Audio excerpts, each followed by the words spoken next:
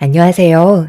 저는 최근에 신우와 시모 때문에 남편과 상당히 큰 갈등과 마찰이 생기게 되면서 결국 이혼을 하게 된 40대 중반 여자입니다.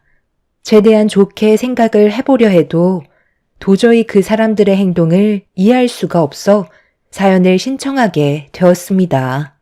남편과는 30대 초반에 만나 결혼을 하게 되었는데요. 3년 전에 제가 그토록 바라던 청약에 당첨이 돼서 내 집 마련의 꿈이 실현되려 하고 있었죠.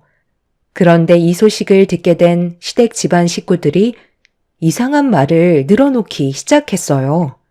너무 황당하고 어이가 없어 시모가 물어보는 질문에 대답조차 하지 않았어요.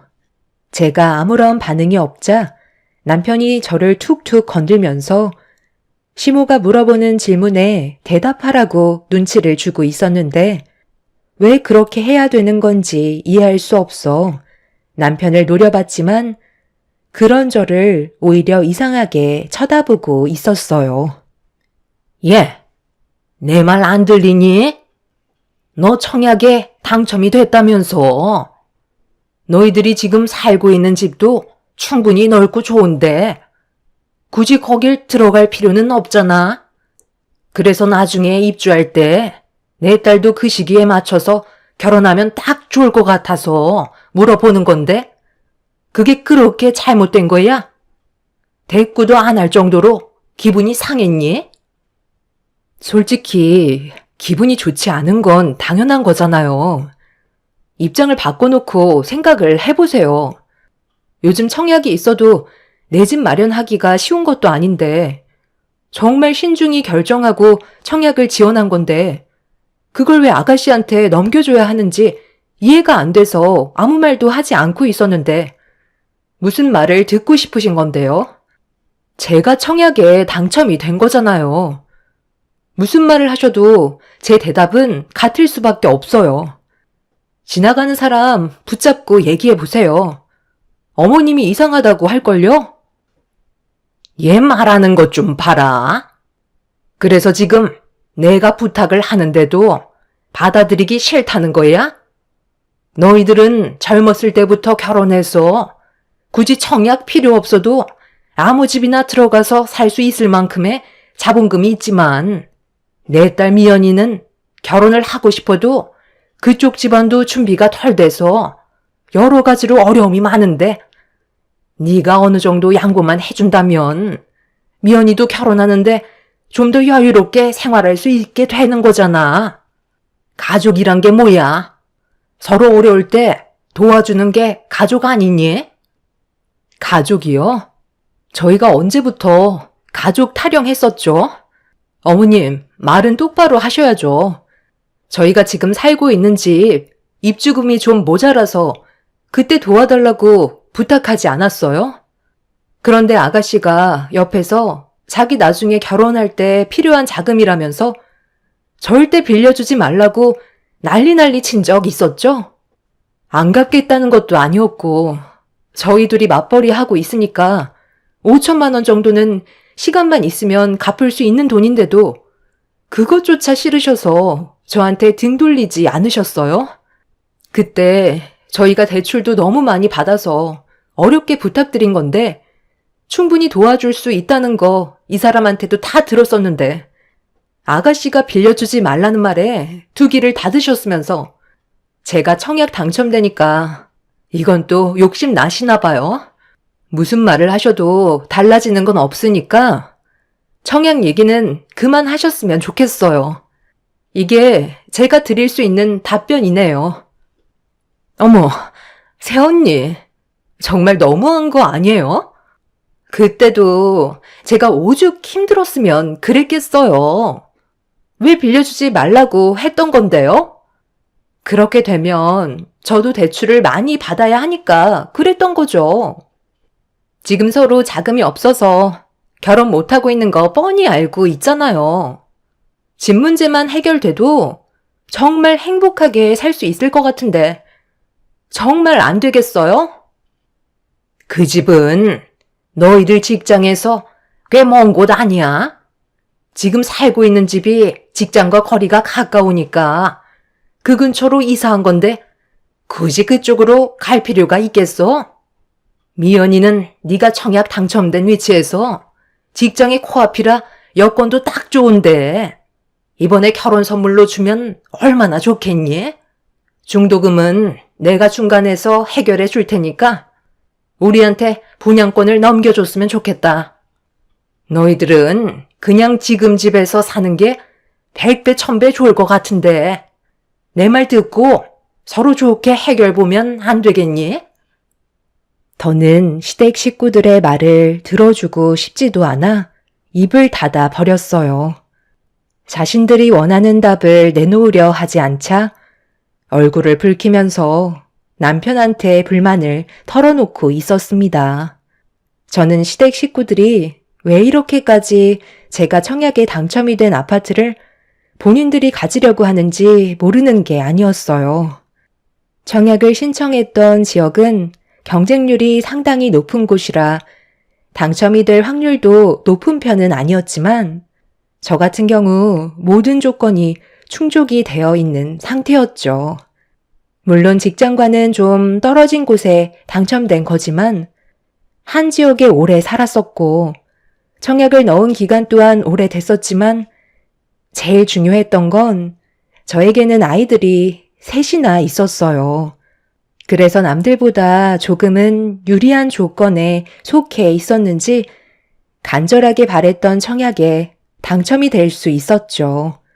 주변 사람들 말로는 10억 로또 청약에 당첨이 됐다곤 하지만 어차피 처분할 생각 없이 그 집에서 아이들과 평생 살아갈 생각을 가지고 있어서 저에게 그런 건 상관이 없었어요. 하지만 남편은 저와 다른 생각을 가지고 있었고 안 좋은 분위기로 집에 돌아왔을 때 남편의 한마디에 결국 부부싸움까지 이어지고 말았습니다. 그리고 그동안 쌓였던 불만들까지 전부 다 꺼내서 저에게 상처되는 말들을 쉬지 않고 뱉어대기 시작했어요. 아직 입주할 때까지 시간도 많이 남았는데 꼭 그렇게까지 얘기했어야 돼? 그냥 말로만이라도 생각해 보겠다고 하면 안 되는 거였어? 당신 때문에 지금 집안 분위기가 얼마나 안 좋아졌는지 알아? 지금 우리가 사는 이 집이 좁은 것도 아니고 5이 살기에도 적당한데 굳이 거기로 이사를 가야 되겠어? 우리 엄마 말처럼 결혼 선물로 줘도 되는 거잖아. 가족은 원래 그런 거야. 베풀면 그만큼 돌아오게 되어 있는 거라고. 그쪽이 워낙 청약 과열 지역이고 위치도 좋아서 로또 청약이라는 말이 나올 정도로 나중에 분양 금액이 상당할 거라는 말이 들려오는데 그건 그때 가봐야 알 수 있는 거 아니야? 당장 어떻게 되는 것도 아닌데 미연이랑 우리 엄마 마음 좀 편안하게 만들어주면 얼마나 좋아? 그 자리에서 5만 가지 인상 다 쓰고 사람 불편하게 분위기 조성하면 내 입장이 어떻게 되겠냐는 거야. 일단 그 자리에서는 좋게 얘기하고 나중에 나랑 따로 대화하면 될걸. 당신 때문에 우리 가족 전체가 상처받았잖아. 쓸데없이 청약은 왜 넣어가지고 사람 곤란하게 만들어야 되겠어? 내가 좋게 얘기할 거니까 당신은 그냥 가만히 입 다물고 있는 게 좋겠어. 뭐? 입을 다물고 있으라고? 당신 지금 나랑 장난해? 내가 그동안 힘들게 청약 넣고 이것저것 다 알아봐서 조사하고 당첨된 청약을 아가씨 결혼 선물로 주자는 게 말이 되냐고. 나는 우리 아이들이랑 좋은 집에서 살고 싶으니까 쓸데없이 괜한 말 하지 마. 그렇게 거기 살고 싶으면 본인이 청약 넣었으면 된 거 아니냐고. 그럼 알아. 추첨을 통해 당첨됐을지도 모르지. 확실하게 싫다는 의사 밝혔으니까 이제 그만 얘기해. 제가 잘못한 것도 없는데 저를 이상한 사람으로 몰아가는 남편도 이해할 수가 없었어요. 저와 아이들을 우선시 생각해야 되는 게 맞는 건데 남편은 시모와 신우의 말에 더 귀를 기울이고 있었죠. 신우가 결혼을 하고 싶어도 계속 결혼을 미루고 있었던 이유가 신우가 일하는 직장 근처로 집을 알아보고 있었는데 마땅치 않아서 계속 집 문제가 해결될 때까지 조금 더 시간을 가질 필요가 있다고 생각했던 것 같아요.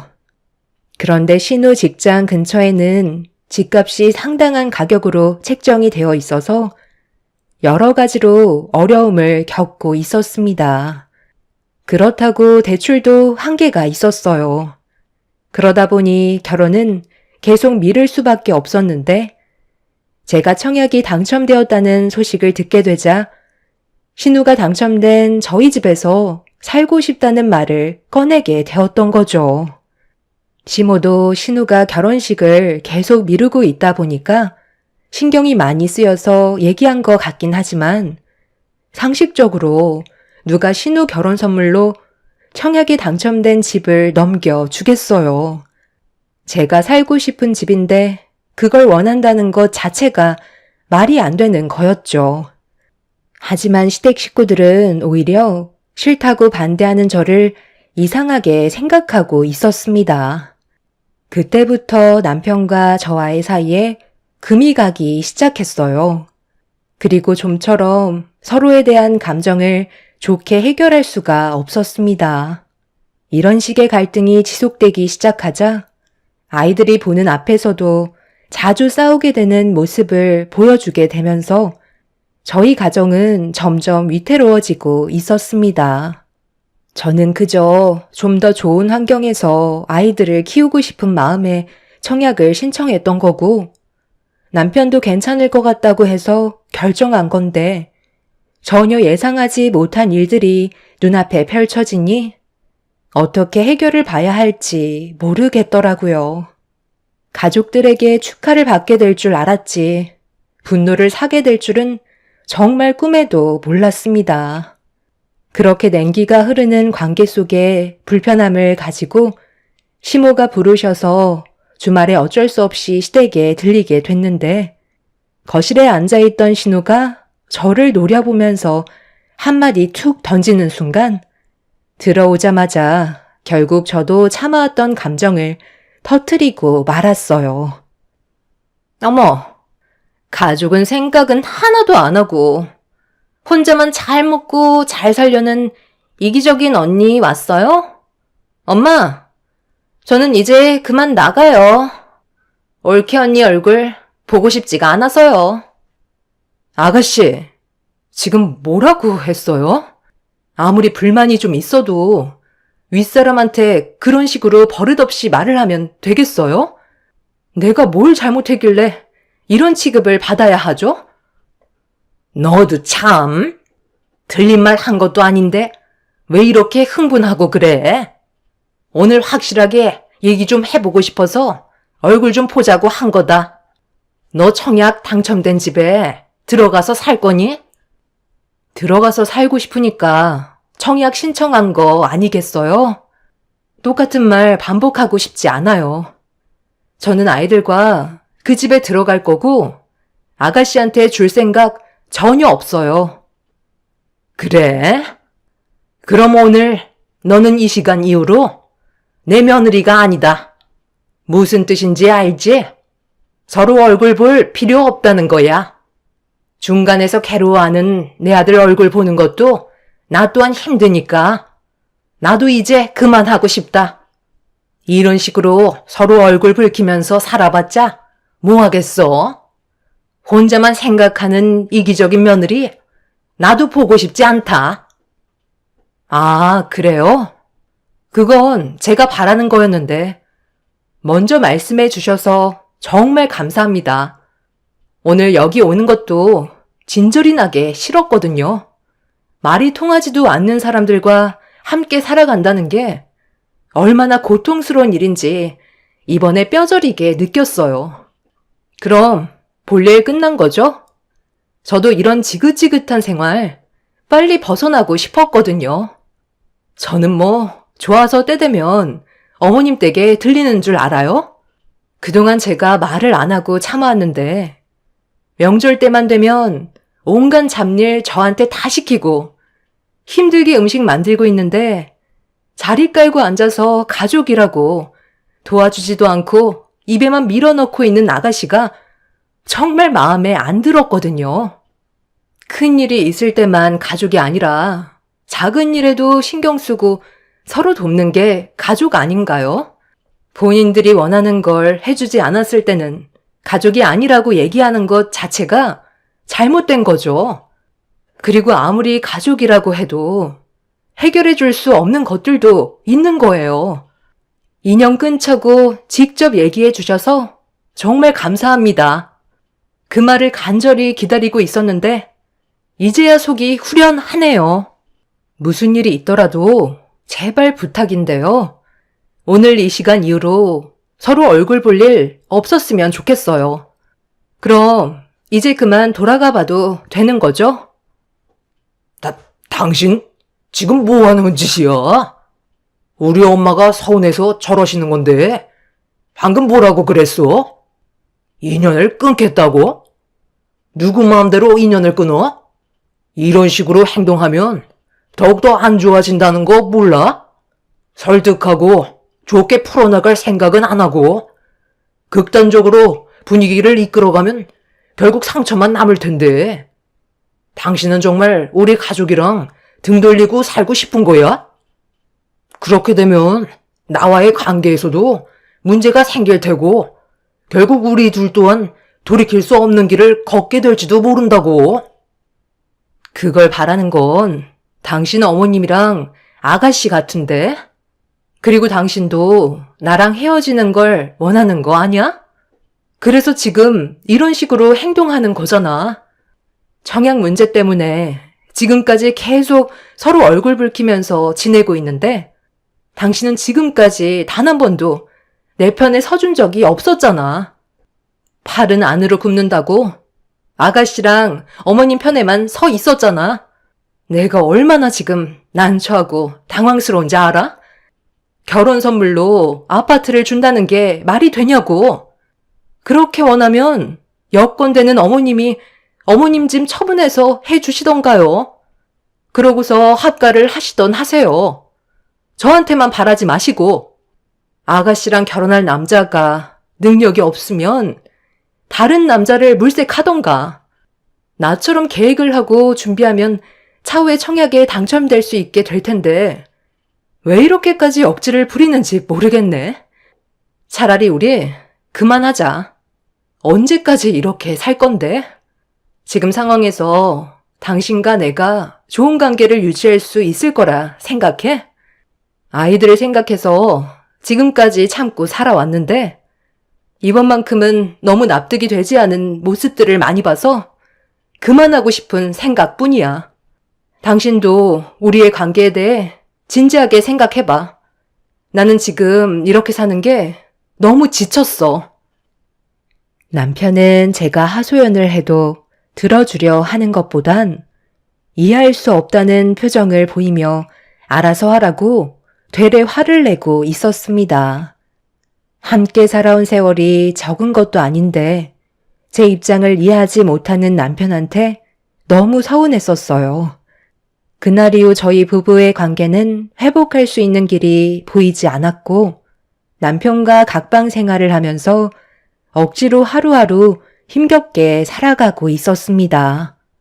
서로가 말도 안 하고 살아오다 보니 아이들한테도 안 좋은 영향을 계속해서 주게 되니 불안해하는 모습을 보이길래 이것저것도 안 되는 관계에 차라리 하루빨리 정리하는 게 좋을 것 같아 아이들을 재우고 늦은 저녁 방에서 나오지 않는 남편한테 대화 좀 하자며 거실로 불렀습니다.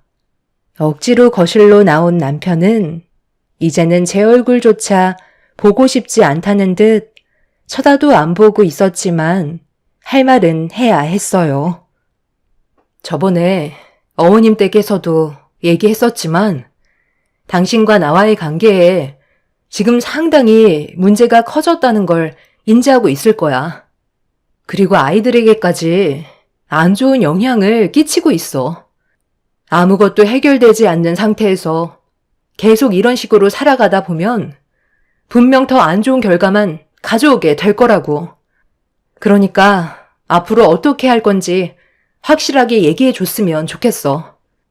그때는 이혼하자는 말까지 나왔었지만 아이들이 있어서 서로가 섣불리 먼저 움직이지 않고 있잖아? 어떻게 할 거야? 뭘 어떻게 해? 서로 안 맞으면 갈라서는 거지. 나는 당신이랑 좋아서 살고 있는 줄 알아? 자기 생각만 하는 사람이랑 나도 같이 살고 싶지 않다고. 아이들한테도 정신적인 문제가 생긴다면 하루빨리 해결하는 게 좋겠지. 차라리 그냥 이혼하는 걸로 하자. 나도 더 이상 당신한테 미련 없고 감정도 없으니까 따로 사는 게 좋을 것 같아. 어차피 아이들도 클만큼 컸기 때문에 그게 문제될 거 없잖아. 각자 먹고 살 정도는 벌고 있으니 이혼해도 큰 문제 없을 테고 당신은 청약 당첨된 집에서 아이들 키우면서 살면 되니까 훨씬 편하겠지. 이 말을 듣고 싶어서 지금 나를 거실로 부른 거잖아. 이왕 말 나온 김에 최대한 빨리 이혼하고 갈라서는 게 좋겠다. 나도 이제 내 인생 살고 싶어. 같이 살아보니까 서로 안 맞는 부분들이 너무 많았던 것 같아. 내일 바로 도장 찍으러 가지. 남편은 저와의 관계를 최대한 빨리 정리하고 싶어 했어요. 결국 저희는 이혼을 하기 위해 서류를 준비했고, 최대한 서로 얼굴 붉히지 않는 선에서 해결하길 원했습니다. 남편도 갈라서는 마당에 더는 얼굴을 붉히고 싶지 않았는지 최대한 좋은 쪽으로 합의 이혼을 하기로 이야기가 끝난 상태에서 약속된 날짜에 가정법정에서 만나기로 했어요. 그런데 그날 저는 남편과 이혼을 할 수 없게 되었고 최근까지 시간을 끌어오고 말았죠. 남편이 공장에서 생산직 일을 하다가 자동화 기계에 손이 말려 들어가면서 크게 다쳤다는 소식을 듣게 되었고 병원에서 치료를 받고 있다는 말에 급하게 수술실로 달려갔어요. 그런데 이 소식을 먼저 들으셨는지 시모가 오열을 하고 계셨고 옆에서 눈물을 흘리고 있던 신우가 저를 보더니 소리를 지르면서 화를 내기 시작했어요. 그리고 오열을 하고 계셨던 시모가 저에게 다가와 제 뺨에 손을 올리면서 머리채를 잡더니 남편이 사고가 난 게 전부 다 제 탓이라면서 병원이 떠나갈 정도로 난리를 치셨어요. 이게 다 너 때문이다. 내 아들이 얼마나 신경 쓸 일이 많았으면 사고가 났겠어. 오늘 이혼하려고 약속이 잡혀 있었다며. 내 아들 생산직에서 일을 하는 거 몰라? 시간 내는 게 얼마나 힘든데. 너랑 이혼하려고 그 시간 빼기 위해 정신없이 움직이다가 사고가 난 거잖아. 이 모든 게 다 너 때문에 일어난 일이니까 평생 죄인처럼 내 아들 책임지고 살아야 될 거다. 이혼? 너 입에서 한 번만 더 이혼 얘기가 나오기만 하면 그땐 뼈도 못 추릴 정도로 가만두지 않을 거야. 언니가 그냥 나한테 나중에 분양권 넘겨줬으면 이런 일도 없었을 거 아니에요? 고집만 부리지 않았다면 우리 가족은 행복하게 웃으면서 지낼 수 있었을 거라고요. 아니 세상에, 이게 왜 전부 제 탓이라는 거죠? 저는 가만히 있었는데 먼저 시작한 게 누군데요? 어머님이랑 아가씨 아니에요? 제가 청약에 당첨돼서 아이들과 그이랑 행복하게 살려는 계획을 가지고 있었는데 아가씨가 결혼 선물로 달라는 억지를 부렸잖아요. 어느 누가 선물로 아파트를 넘겨줄 수가 있어요? 능력이 안 되면 그거에 맞게 살면 되는 거지. 눈만 높아서는 새 집은 가지고 싶었나 봐요. 아가씨가 먼저 이런 얘기를 꺼내지 않았다면 절대 이런 일은 생기지 않았을 거라고요. 뭐야? 너 지금 내 딸한테 뭐라고 그랬어? 가족이면 서로 돕기도 하고 손해보기도 하는 거지? 이제 결혼해서 시작해보려는 내 딸한테 그런 식으로 매몰차게 행동한 게 잘했다는 거야? 네가 청약 신청만 하지 않았다면 애초에 내 딸이 그런 말은 꺼내지도 않았을 거다. 너는 평생 죄인처럼 살아야 될 거야. 시모는 흥분을 가라앉히지 못한 채 달려들었고 주변 사람들이 말려준 덕분에 시모와 떨어질 수 있었습니다. 서로의 감정이 격해진 상태라 험한 말이 계속해서 오고 갔어요. 그렇게 몇 시간이 지난 뒤 남편은 수술실에서 나왔지만 상태가 많이 안 좋아 보였습니다. 그동안 함께했던 정이 있어서 그런지 저도 마음이 너무 안 좋았어요. 병실로 옮겨진 남편한테 가까이 다가가 팔 상태를 확인해 보고 싶었지만 시모와 신호가 절대로 들어오지 말라는 말에 멀리에서 지켜볼 수밖에 없었습니다.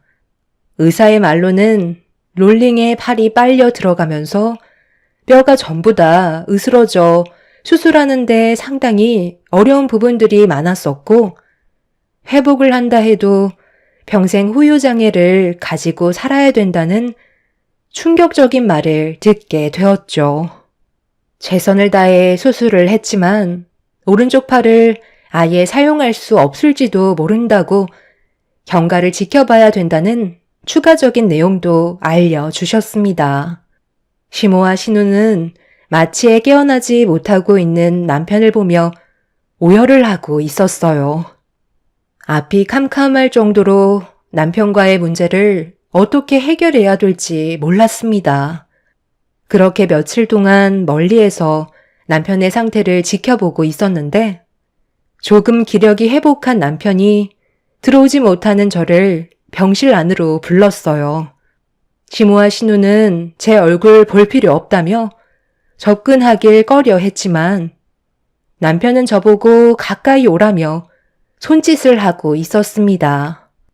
그러게 며칠 만에 남편의 몸 상태를 확인해 보기 위해 가까이 다가가자 무슨 할 말이 있는지 저에게 더 가까이 오라며 손짓을 하더군요.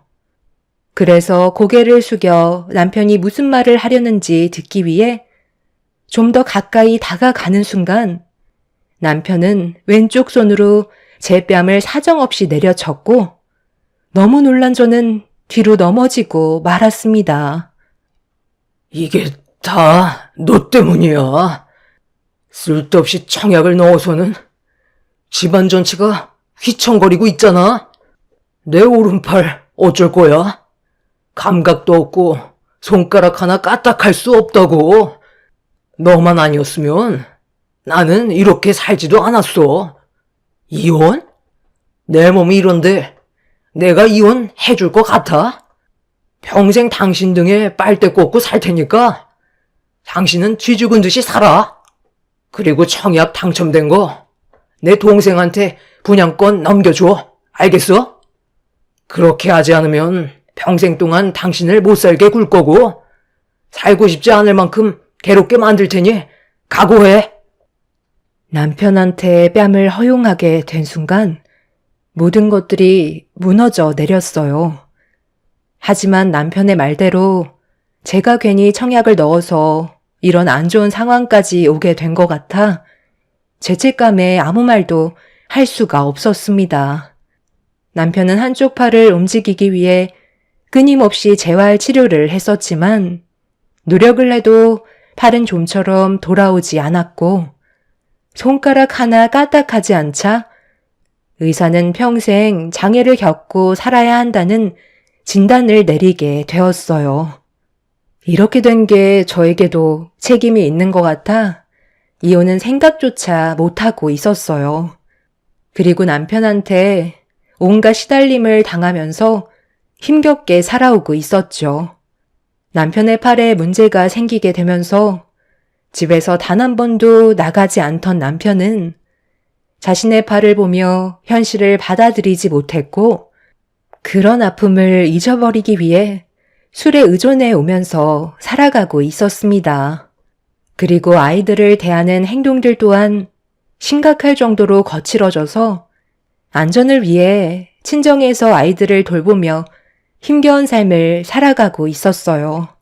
그렇게 힘겨운 날들을 버티면서 지내오다 보니 어느새 청약에 당첨된 아파트 입주날이 다가오자 시댁 식구들은 기회를 놓치지 않고 저에게 당연하다는 듯 요구를 하기 시작했어요. 약속대로 내 동생한테 분양권 넘겨줘. 그리고 언제까지 아이들은 장모님 집에 놔둘 거야? 당장 애들 데려오지 못해? 당신이 그런 행동이 아이들과 나와의 사이에 문제를 더 키우는 거라고. 내 팔에 대한 값으로 동생한테 주기로 한 거니까 더 이상 토 달지 말고 분양권 넘겨줘. 알겠어? 집이 완벽하게 넘어가면 그때 결혼식 바로 올리기로 했으니까 미연이 너도 이제 슬슬 결혼 준비해라. 정말 오래 기다렸잖아. 엄마도 미연이 결혼식 준비 도와주시고요.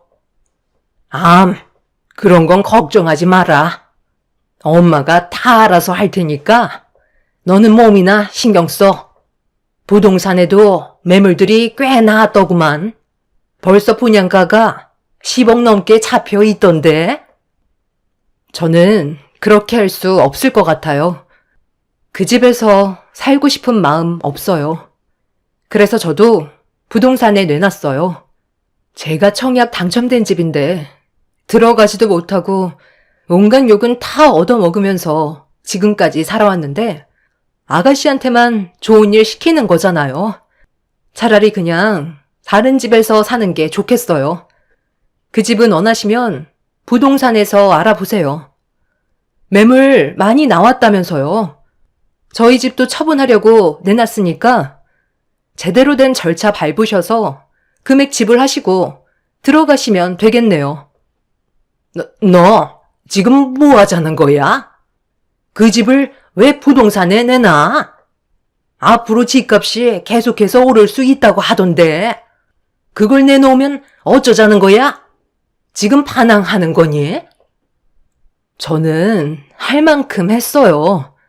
여기까지만 하려고요. 더 이상 함께 살 이유가 없을 것 같아요. 이 사람은 맨날 술만 먹고 집안은 전부 다 던져 부수고 아이들한테 본이 되는 모습조차 안 보여주고 있는데 뭐하러 붙어 살아야 되는 거죠? 본인이 작업 부주의로 사고 난 걸 왜 제 탓으로 돌리는 거예요? 지금까지 붙어 있었던 건 확실한 이혼 절차를 밟기 위한 계획이었어요. 며칠 전에 변호사를 만났는데 남편과는 이혼하는 게 좋을 것 같다고 하더라고요. 아이들의 안전을 위해서라도 그렇게 하는 게 더 큰 사고를 막을 수 있는 방법이라고 알려주셨어요. 집안의 가장이 무력을 앞세우면 되겠어요? 그동안 함께해왔던 정이 있으니까 불쌍해서 지금까지 버텨준 것뿐이네요. 이혼 소송 준비할 테니 불만 있으시면 똑같이 소송하시면 될 것 같아요. 그럼 저는 먼저 일어나 보도록 하겠습니다. 남편은 뭐 하는 짓이냐고 저에게 소리를 질렀고 시모와 신우 또한 난리를 쳤지만 저는 이미 마음을 굳혔기 때문에 더 이상 시간을 끌고 싶지 않았습니다. 남편이 팔을 다쳤을 때 정말 저 때문에 일어난 일인 것 같아 미안한 마음 때문에 옆에 잠시 머물러주면서 정상적인 생활이 가능하게끔 재활치료를 도와주고 싶었지만 남편은 살고자 하는 의지가 보이지 않았어요. 3년이라는 시간 동안 저를 너무 힘들게 만들었었죠. 아이들 또한 아빠가 무섭다며 얼굴조차 보려 하지 않는데 더 이상의 가족이 무슨 소용이 있겠어요. 그래서 다시 한번 이혼을 결심했고 저는 이혼 소송으로 남편과의 관계를 끝낼 수 있었습니다. 뒤늦게야 시모는 본인이 남편을 걷어들여야 한다는 걸 알게 되면서 저에게 미안하다고 다시 예전처럼 좋은 관계를 유지하고 싶다고 했지만 이미 더 이상 돌이킬 수 없는 강을 건넜기 때문에 미련조차 두지 않았어요. 그렇게 저는 현재 아이들과 부모님 집 근처에 자리를 잡아 살고 있습니다. 청약 당첨이 돼서 좋은 집에 입주하고 싶은 꿈이 무너졌지만 그 집에 억지로 들어가서 산다 해도 저에게 안 좋은 기억만 계속해서 떠오를 것 같아 처분할 생각을 할까 합니다. 저와 부모님이 도와주셔서 힘들게 중도금을 납부하는 동안 남편은 단 한 번도 집에 대한 기여도를 한 적도 없었을 뿐더러 도와주지도 않았기 때문에 그 집은 온전히 제 몫이라 이혼을 하면서 그동안 함께 벌어 모았던 돈에 대해서만 재산 분할을 하게 되었어요. 제가 처분하려 하자 부모님께서는 청약 당첨된 집을 너무 이르게 처분하는 걸 수도 있으니 일단 가지고 있는 게 좋을 것 같다는 의견을 주셨어요. 더 많은 시세 차익을 올릴 수 있을 것 같다고 해서 어떻게 할지 고민 중이네요.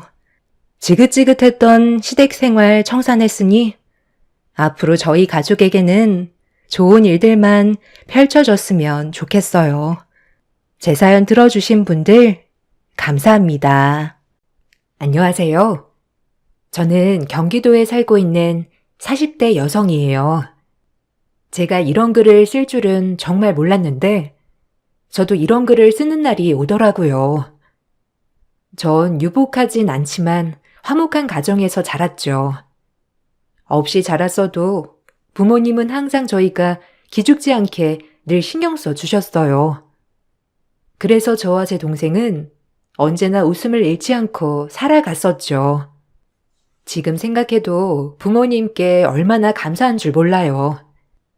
본인들 힘드셨을 텐데 자식들 기 세워주느라고 하고 싶은 걸 뭐든 다 하게끔 해주셨으니까요. 저희 아빠는 건물 관리인을 하고 계셨어요. 월급이 많지는 않지만 특유의 성실한 마음으로 밤에는 대리운전도 스스럼 없이 하셨죠. 전 그런 아빠가 매우 존경스러웠고요. 그런 존경스러운 마음을 가지고 지내던 어느 날 우연히 소개팅으로 만나게 된 남자친구, 지금의 남편과 마음이 맞아 결혼을 준비하게 되었어요. 전 학교 다닐 때 공부를 열심히 했었고 부모님이 뒷바라지를 열심히 해주셨기 때문에 지금은 대기업 연구원으로 일을 하고 있어요. 남편도 같은 회사는 아니지만 저와 비슷한 계열에서 근무를 하고 있었고요. 아무래도 같은 분야에서 일을 하다 보니까 공감대 형성이 잘 되는 것도 있어서 빨리 결혼을 준비하게 된 계기도 있었죠. 우리 지금 이렇게 연봉도 비슷하고 하니까 조금만 더 노력하면 대출 없이 집도 준비할 수 있겠다. 경기도 외곽이니까 그렇게 비싸진 않을 거야. 어떻게 생각해? 이래서 끼리끼리 만나야 하나 봐. 너랑 나랑 만나니까 모든 일사천리로 일이 진행되는 것 같아. 그러게. 뭐 하나 어긋나는 거 없이 이렇게 일이 잘 진행되니 너무 좋긴 하다. 부모님한텐 언제 인사드릴까? 하루라도 빨리 인사드려야지. 그래야 결혼을 준비하지. 아마 부모님도 너 보면 정말 좋아할 거야. 내심 엘리트 며느리 보길 바라시는 분들이거든. 너무 이렇게 말해서 자기가 좀 부담스러울래나? 그래도 진짜로 아마 좋아하실 거야. 에이, 나야 좋게 봐주시면 감사하지. 그래, 그럼 이번 주 내로 오빠네 먼저 인사 가자. 그리고 다음 주는 우리 집 인사 오고. 그렇게 일사천리로 결혼이 진행되는 줄 알았죠. 서로 결혼을 준비하는 데 있어서 아예 문제가 되지 않았거든요. 처음 시부모님에게 인사를 가던 날 시부모님도 참 저를 좋아하시더라고요. 아무래도 남편과 같은 계열 쪽에서 일을 하다 보니 그 점을 높게 사신 것 같았어요. 공부도 많이 한 것 같고, 우리 진우랑 아주 잘 어울리네. 아마 그쪽 분야엔 여자들이 많이 없다고 하던데, 맞나? 아, 네. 뭐 아무래도 제가 공대 출신이라서 여자들보다는 남자들이 더 많긴 하죠. 직접적으로 근무하는 분야도 그렇고요. 그래도 요새는 여성 비율이 많아져서 거의 반반인 걸로 알고 있어요. 오빠랑도 일적인 부분에서 말이 잘 통해서 좋기도 하고요. 어머, 그렇다니까. 그래서 원래 끼리끼리 만나는 거야.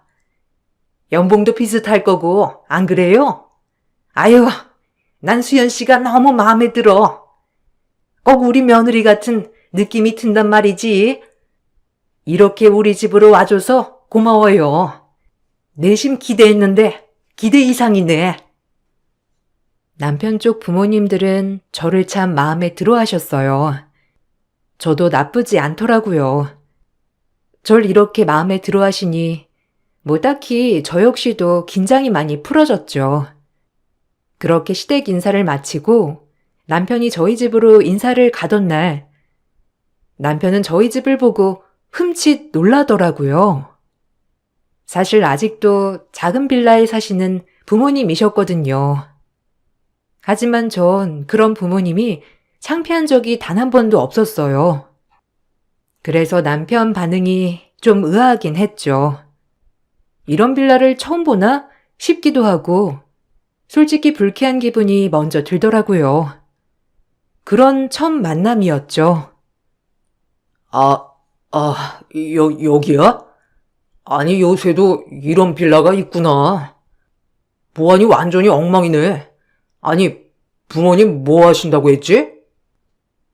엄마는 주부시고 아빠는 건물 관리인이셔. 뭐 경비 같은 거라고 할 수 있지. 왜? 이런 집 처음 봐서 그래? 자기 집은 삐까뻔쩍한데 우리 집은 뭐 허름해서 그렇다는 거야? 나 살짝 기분 나쁘려고 한다. 그게 중요한 거야, 오빠는? 이해 안 가, 정말. 아니, 그게 아니고. 너 이렇게 화려하고, 그런데 갑자기 좀 놀래서 그렇지. 너랑 전혀 어울리는 집이 아니잖아. 어울리는 집은 뭐고 안 어울리는 집은 뭐야? 우리 엄마 아빠 여유는 비록 없으시지만 남한테 손가락 받을 만한 짓 하신 적 없고 나랑 내 동생 엄청 훌륭히 키워내신 분들이야. 자기 그런 식으로 말할 거면 돌아가. 나 기분 너무 나쁘다 정말. 제가 남편에게 기분 나쁘다고 얘기하자 남편은 그런 게 아니라며 오해를 풀라고 하더군요. 그리고 저에게 미안하다고 하며 빨리 집에 들어가자고 했어요. 저도 너무 예민했던 것 같으니 그냥 알겠다고 하고 집으로 인사를 들어갔죠. 저희 엄마는 큰딸이 결혼할 사람을 데리고 온다고 하니 상다리가 부러지게 밥상을 차려 내오셨습니다. 아빠도 기분이 좋은지 싱글벙글이셨고요. 아유, 반갑네요. 우리 딸이 이렇게 남자친구라고 데려온 게 처음이라 너무 기특하기도 하고 이상하기도 하고 그러네. 안녕하세요. 김진우라고 합니다. 수연이한테 말씀 많이 들었어요. 저도 너무 긴장했는데 이제 긴장 좀 풀어야겠어요. 그래요. 긴장 풀어. 여기 와서 얼른 수저부터 들어요. 오느라 배고팠죠? 우리가 이렇게 살아요. 집도 너무 작죠? 얘는 밖에서 만나자니까 꼭 집으로 데려온다고 해서. 여기 아랫목이 더 따뜻하니까 여기 앉아서 먹어요. 얼른 오세요. 엄마와 아빠는 예비 남편을 정말 반갑게 맞아주셨어요.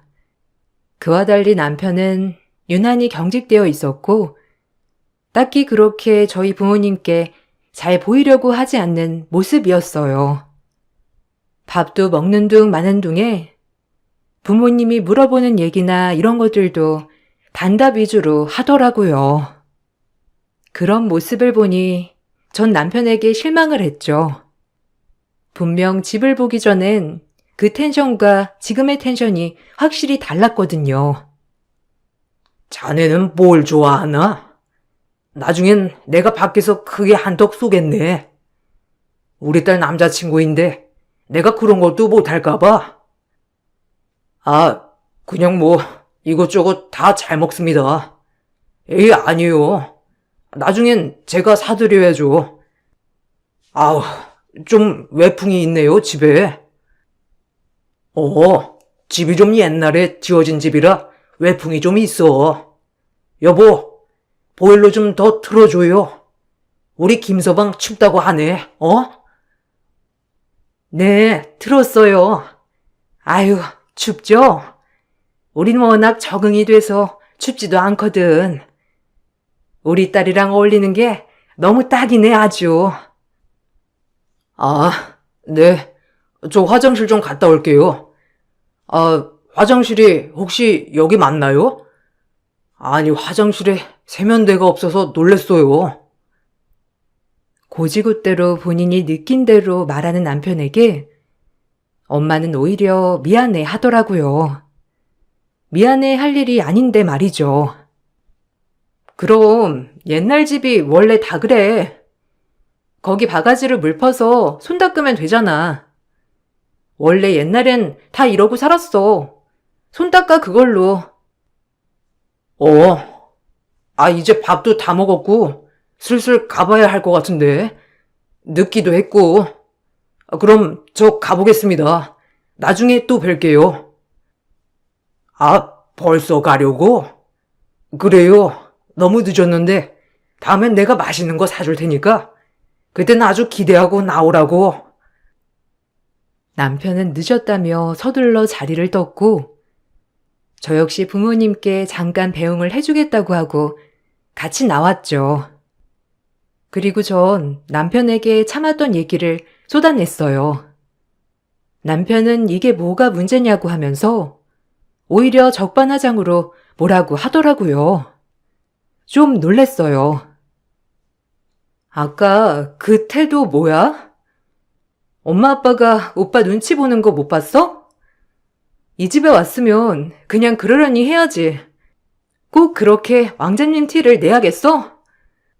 엄마 아빠 불편해하는 거 보고도 그러고 싶어? 내가 오빠네 가서 그랬다고 생각해봐. 오빠 어떨지. 진짜 실망이야. 아니, 뭐가?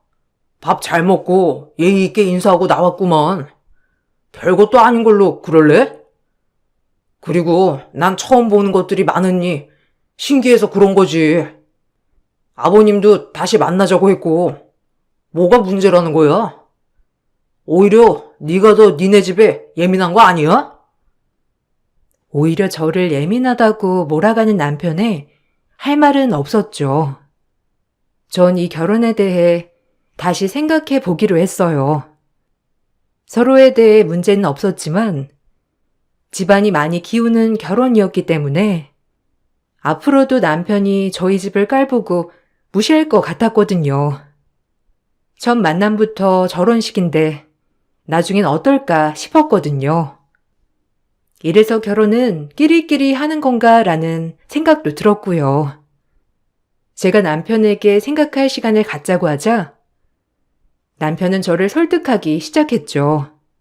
저도 이 부분은 빼고 많이 사랑하는 사람이었기에 참 흔들리더라고요. 내가 미안해. 그런 뜻 아니었는데 솔직히 처음이라 당황하긴 했어. 그래도 그런 문제로 우리가 결혼을 다시 생각하는 게 말이 돼?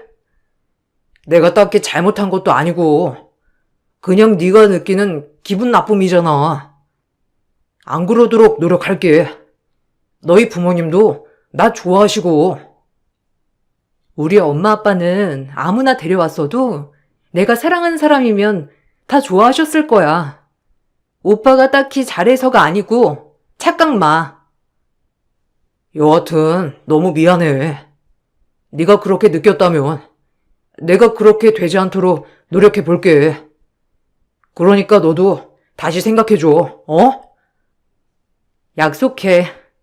우리 집 무시하는 표정, 이런 거 하지 않겠다고. 우리 엄마 아빠 정말 나랑 동생 열심히 키우셨어. 남한테 아쉬운 소리 듣게 하지 않으려고 얼마나 훌륭한 분들인데. 난 우리 아빠 엄마 같은 부모가 되고 싶어. 정말이야. 돈이 다가 아니잖아. 약속해. 약속할게. 내가 미안해. 훌륭하신 분들인데 내가 너무 철이 없었어. 인정해. 앞으로 내가 하는 거 지켜봐줘. 정말 잘할 거야. 결혼 전 이런 이벤트가 있었지만 그래도 결혼 후 달라지겠다는 남편 말을 철석같이 믿었죠. 아니, 믿고 싶었는지 모르죠. 그땐 너무 사랑했으니까요. 그렇게 결혼을 했습니다. 결혼 후 역시나 남편과 저는 문제되지 않았어요. 저를 예뻐하는 시부모님과도 괜찮았죠. 하지만 가끔 시부모님과 남편이 저희 집을 무시하는 그런 발언들을 할 때면 심기가 매우 불편해지더라고요. 아니, 넌 어쩜 그리 귀티가 나니? 너네 부모님 보면 전혀 그렇지 않은데 어쩜 딸 하나는 진짜 잘 두신 것 같아. 그치? 수연이 진짜 귀티나지? 나도 처음에 수연이네 가보고 놀랐잖아, 엄마. 완전 부잣집 공주님인 줄 알았다니까. 그게 무슨 뜻이야? 이건 칭찬도 아니고 매기는 것도 아니고 뭔가 기분 나쁜데? 그렇게 말하면 안 되지 않을까? 어머, 수연이 기분 나빴니? 그런 뜻 아닌데. 그냥 너 너무 공주 같아서 하는 말이야. 얘는 칭찬을 뭘로 듣고, 아휴. 그래, 엄마가 너 칭찬한 건데 뭘 그렇게 받아들여. 너 그것도 약간 피해의식이야. 너 자체 마음속 콤플렉스. 뭐? 콤플렉스? 아니, 난 전혀 콤플렉스라고 생각한 적 없는데. 난 귀티 나는데 부모님이 그렇지 않다는 말이 그게 그거 아니야?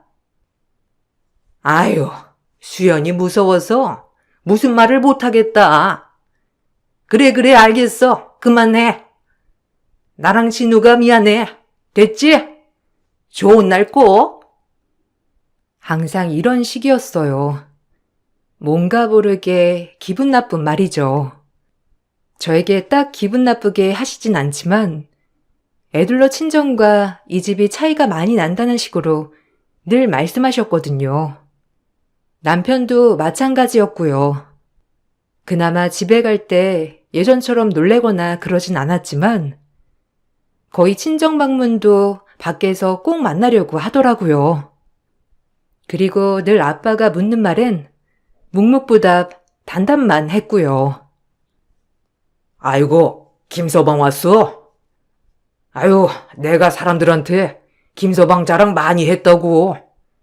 다들 사이 잘 얻었다고 얼마나 그러는지 몰라. 아, 네. 얼른 밥 먹으러 나가시죠. 어제 야근을 해서 좀 오늘 밥 먹고 일찍 들어가서 쉬려고요. 괜찮으시죠? 어머, 수연 아빠가 자네 오면 같이 술도 마시고 아들처럼 지내고 싶어서 오늘만 기다렸는데 아쉽네. 피곤하다니 어쩔 수 없지. 아빠, 내가 있잖아. 내가 술친구 해줄게요. 항상 술친구는 나랑 했으면서 뭘 그래. 자긴 먼저 가. 피곤하다고 했으니까. 그래, 네가 해주면 되겠네. 전 술은 별로라요. 수연이랑 마시면 되겠네요. 그리고 자꾸 술 권하지 마세요. 불편하니까. 남편이 저렇게 단호하게 딱 잘라 말하는 걸 보고 정말 어처구니가 없었죠. 말을 해도 꼭 저런 식으로 한다는 게 진짜 밉더라고요. 제가 남편에게 먼저 가라고 하자 남편은 당황하더라고요. 그리고 별말이 없더라고요. 제가 남편에게 이렇게 얘기하자 엄마는 오히려 남편 눈치를 보시며 저보고 같이 집에 가야 한다고 하셨어요. 항상 이런 식이었죠.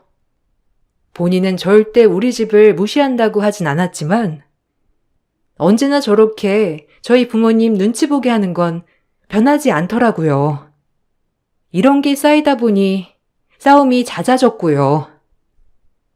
아니, 거봐. 당신은 안 변했다니까? 내가 모를 줄 알아? 당신은 우리 집만 오면 그 표정이야. 그런데도 무시한 게 아니라고? 내가 미쳤지. 그 말을 믿고 결혼한 게. 야근하고 시댁은 뻔질나게 드나들면서 우리 집 오는 건 피곤해? 그럼 왜 왔어? 애초에 나 혼자 오게 내버려두지. 이럴 거면 따로 다녀. 나도 자기 이런 모습 보는 거 너무 불편하니까. 우리 아빠 엄마가 우스워? 그래서 그래? 아니, 내가 뭘 어쨌다고 그래. 피곤하니까 그런 거지. 그리고 밖에서 밥 먹기로 한 거였고, 굳이 내가 집에 들어가야 해? 난 그 집 불편하다고. 소파도 없고 바닥에 앉아서 옹기종기. 바닥에 안 앉아봤다니까. 내가 너한테도 말했잖아. 그래서 그런 거라고. 아니, 어떻게 모든 걸 내 입맛에 맞춰 살아. 자기가 진짜 왕자야 뭐야? 자기네 집이랑 뭐 얼마나 차이 난다고 그러는 거야 정말. 자기처럼 그러는 게 진짜 못 배워먹은 거 알아? 됐다, 말을 말자. 누가 누굴 탓해? 내 발등 내가 찍은 거지. 말을 말자, 짜증나니까. 넌 거기서 살고 자랐으니 모르겠지. 난 싫다고. 화장실도 불편하고. 아니, 이사는 왜 안 가시는 거야? 이해가 안 가네, 진짜. 친정만 갔다 오면 남편에게 불만이 쌓여만 갔어요. 그리고 아빠의 항상 머쓱한 모습을 보면 제가 다 미안했죠. 하지만 아빠는 오히려 저희 사이가 안 좋아질까봐 늘 저희 걱정을 먼저 하시는 그런 분이었어요. 얼마나 마음이 안 좋던지. 못난 딸 때문에 아빠가 그런 감정을 느끼시는 게 정말 죄송하더라고요. 다 모든 게 저 때문인 것 같아서 말이에요. 속상했죠. 김서방한테 너무 뭐라고 하지 마라. 피곤하면 그럴 수도 있지 뭐. 혹시나 집에 가서 싸우거나 그럴까봐 걱정이야. 너 항상 표정이 안 좋아서 아빠가 네 성질 모르는 것도 아니고 엄마랑 항상 너희 가면 걱정만 한다. 그러니까 그냥 그러려니 해. 아니야, 아빠. 김서방이 컨디션이 많이 안 좋아서 그런 거니까 이해해줘요. 미안해. 다 내가 못나서 그렇지 뭐. 아, 뭐가 미안해. 네가 뭐가 못나. 아빠의 이렇게 자랑스러운 딸인데 너랑 수미 진짜 아빠의 자랑이다. 알겠지? 행여라도 그런 생각 마라. 다 아빠가 부족해서 그런 거지. 김서방이야 뭐 깔끔하게 자란 사람이니 이런 집이 싫을 수도 있지. 오히려 아빠가 먼저 이런 식으로 얘기해주니 마음이 안 좋더라고요. 그럴 무렵 전 임신 사실을 알았어요. 너무 놀라기도 했고 내가 부모가 된다니 이런 생각에 혼란스러웠어요. 남편은 그 외적으로는 참 저와 잘 맞는 사람이었기에 아이가 생겼다는 걸 정말 좋아했어요. 시부모님과 친정부모님도 마찬가지였고요. 그렇게 행복한 임신 생활이 시작되었어요. 제가 임신을 하고 나니 스트레스를 받으면 안 되는 걸 알았는지 오히려 저희 집에 잘하려고 애쓰더라고요. 그래서 나름 시간이 해결해 줬구나 하는 생각도 들었죠.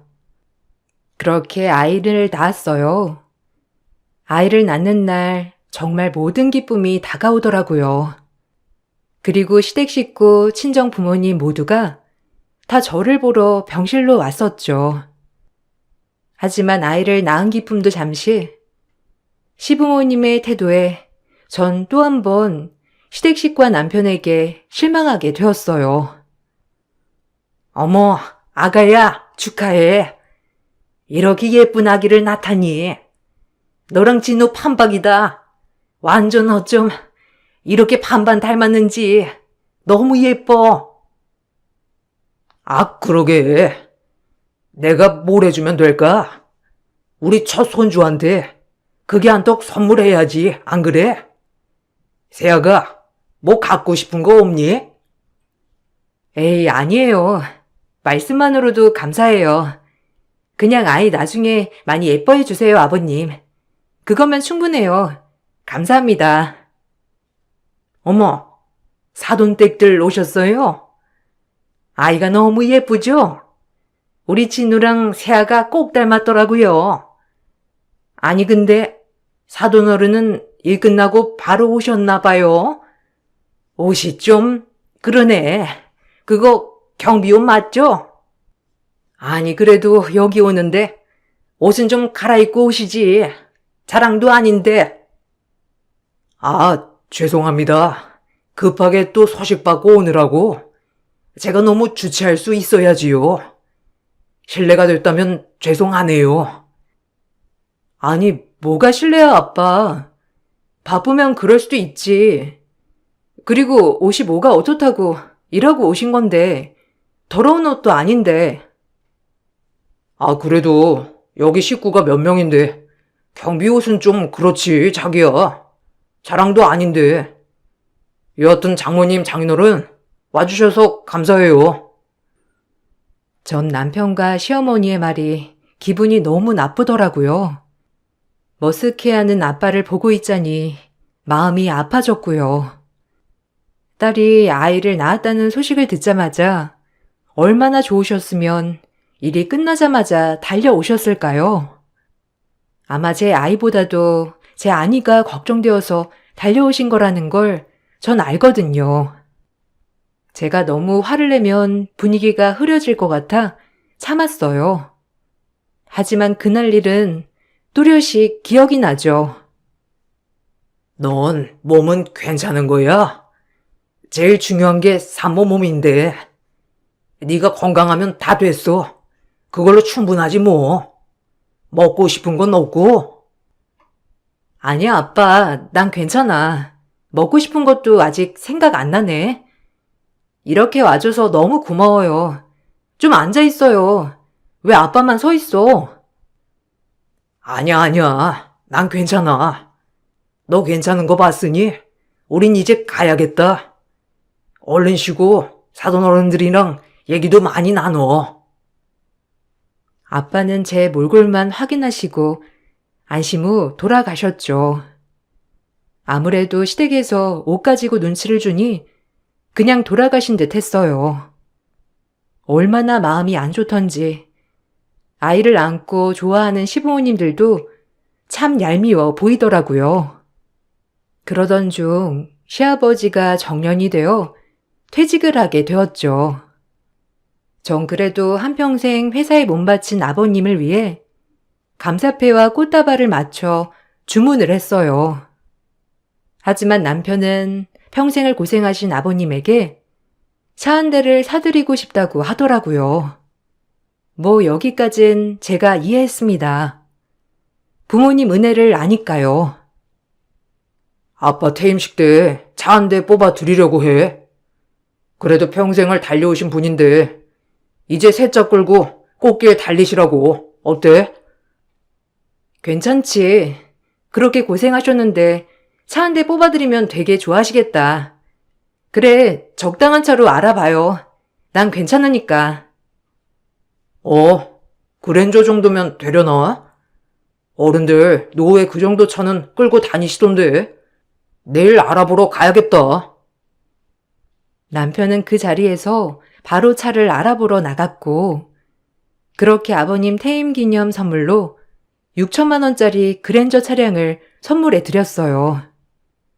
아버님은 너무 놀라셨고 얼마나 좋아하시던지 그 얼굴이 참 선명하더라고요.